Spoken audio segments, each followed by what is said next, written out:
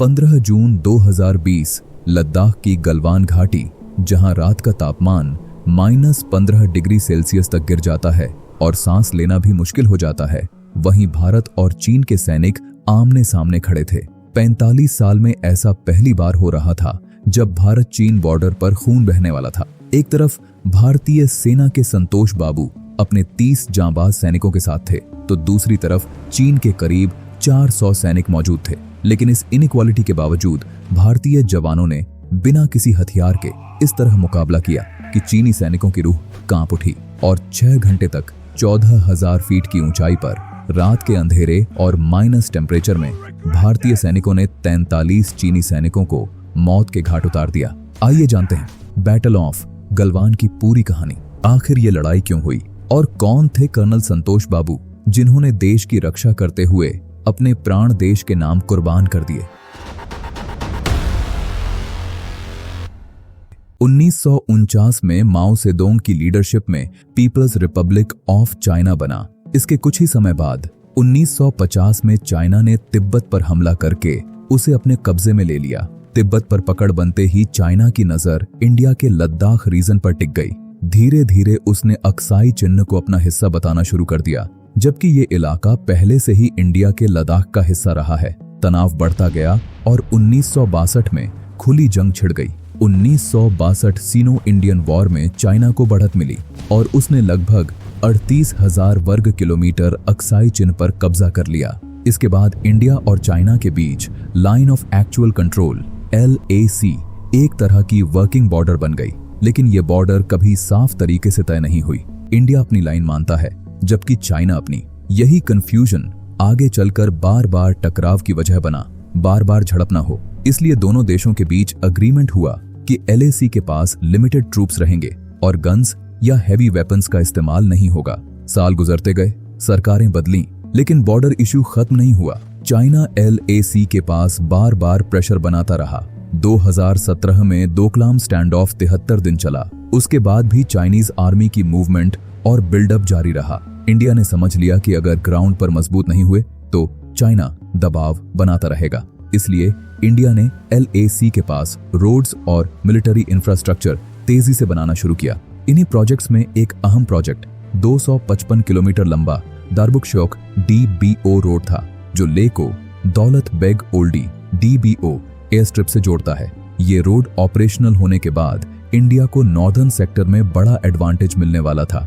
इसी रोड की एक ब्रांच गलवान वैली की तरफ जाती है। यहीं से चाइना का असली विरोध शुरू हुआ। चाइना ने इसे अपनी सिक्योरिटी के लिए थ्रेट बताया और LAC के पास अचानक ट्रूप्स, व्हीकल्स और हैवी इक्विपमेंट बढ़ा दिए। अब ग्राउंड पर हालात बदल रहे थे और तनाव बढ़ने लगा था। कई दौर की बातचीत के बाद भी हालात नॉर्मल नहीं हुए और चाइना अपनी पुरानी पोजीशन पर लौटने को तैयार नहीं था। 2020 तक आते आते दोनों देशों ने LAC पर, खासकर ईस्टर्न लद्दाख में पेट्रोलिंग काफी बढ़ा दी। मई 2020 में चाइनीज ट्रूप्स अचानक गलवान वैली के अंदर तक आ गए और इंडियन साइड के करीब 70 to 80 टेंट्स लगा लिए। ये सीधी घुसपैठ थी। इंडियन आर्मी ने तुरंत जवाब दिया और कई जगह चाइनीज ट्रूप्स को फिजिकली ब्लॉक कर दिया। पिछले कई दशकों में ऐसा आमने सामने ब्लॉकिंग रेयर था। जून 6, 2020 को दोनों देशों के बीच एक समझौता हुआ कि पेट्रोल पॉइंट 14 से दोनों सेनाएं 2 किलोमीटर पीछे हटेंगी।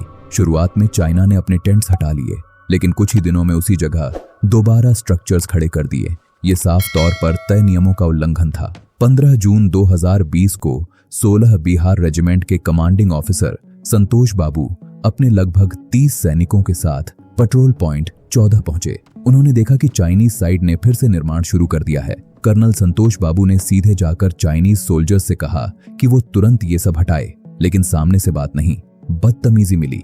एक चाइनीज सोल्जर ने गाली देते हुए कर्नल संतोष बाबू को जोर से धक्का दे दिया।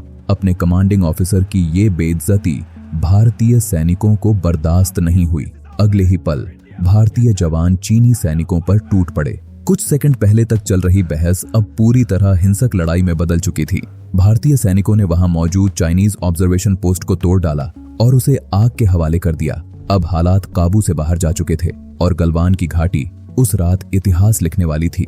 भारतीय सैनिकों की शुरुआती कार्रवाई से चीनी सैनिक पीछे हट गए थे, लेकिन रात गहराते ही चीन ने पलटवार की तैयारी कर ली। थोड़ी ही देर में 400 चीनी सैनिक दोबारा लौट आए। इस बार वो खाली हाथ नहीं थे। उनके पास आयरन रॉड्स, बड़े पत्थर, स्पाइक्ड क्लब्स, बारब वायर लिपटी रॉड और कई तरह के इम्प्रोवाइज्ड वेपन्स थे। इसके बाद उन्होंने ऊपर से बड़े बड़े नुकीले पत्थर भारतीय सैनिकों पर फेंकने शुरू कर दिए। कुछ ही सेकंड में 14,000 फीट की ऊंचाई पर गलवान की पतली और खतरनाक ढलानों पर भयानक हैंड टू हैंड कॉम्बैट शुरू हो गया। एक तरफ लगभग 30 भारतीय सैनिक थे जिनके पास कोई घातक हथियार नहीं थे। दूसरी तरफ 400 चीनी सैनिक थे जो लोहे की रॉड और कंटीले डंडों से लैस थे। कुछ के पास स्टन टाइप इलेक्ट्रिक डिवाइसेस भी थे जिनका इस्तेमाल वो भारतीय जवानों को कमजोर करने के लिए कर रहे थे। लेकिन भारतीय सैनिकों के भीतर गुस्सा और देशभक्ति दोनों उफान पर थे। संतोष बाबू पूरी ताकत से अपनी टुकड़ी का नेतृत्व कर रहे थे। वो सबसे आगे थे, सीधे भिड़ रहे थे और जवानों का मनोबल बनाए हुए थे। तभी रात करीब 9 बजे एक बड़ा पत्थर उनके सिर पर आकर लगा। वो गंभीर रूप से घायल होकर नीचे बहती गलवान रिवर की तेज धारा में गिर पड़े और वीरगति को प्राप्त हो गए। कमांडिंग ऑफिसर की शहादत देखकर भारतीय सैनिकों का गुस्सा काबू से बाहर हो गया। उन्होंने पूरी ताकत से पलटवार किया और कई चाइनीज सोल्जर्स को नीचे गिरा दिया। कुछ ही देर में लगभग 200 इंडियन सोल्जर्स रीइंफोर्समेंट के रूप में वहां पहुंच गए।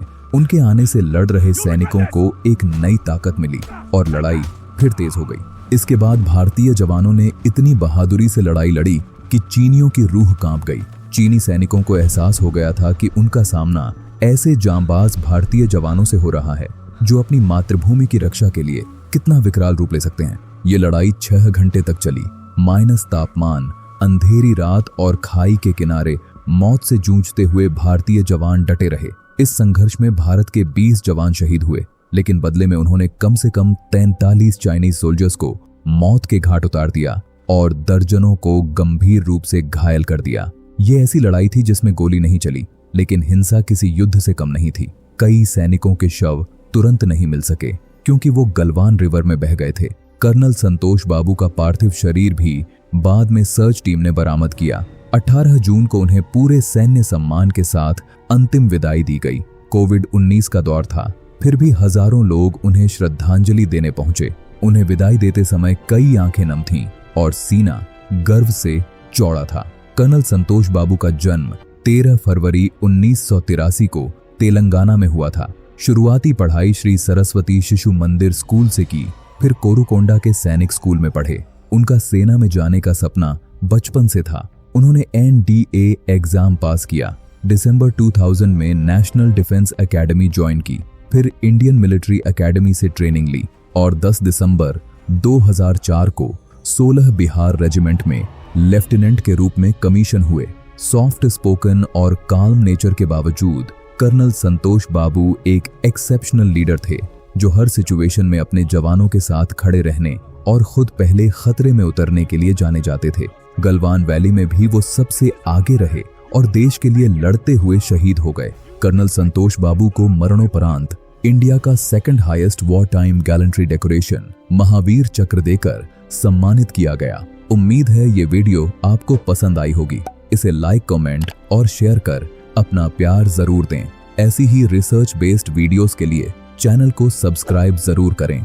ये कंटेंट आपके लिए फ्री है, लेकिन आपका एक सब्सक्राइब हमें और भी नई कहानियां लाने का हौसला देगा। मिलेंगे अगली वीडियो में, तब तक अपना ख्याल रखें। धन्यवाद।